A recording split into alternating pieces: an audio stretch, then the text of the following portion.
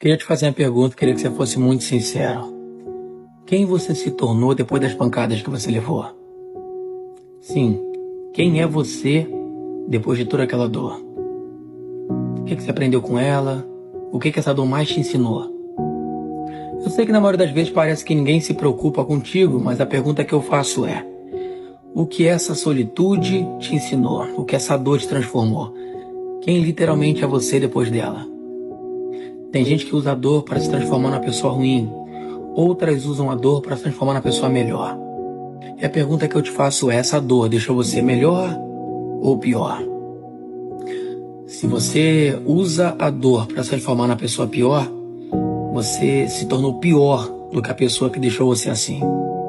Se você usa a dor para se fortalecer, então você aprendeu o sentido da vida.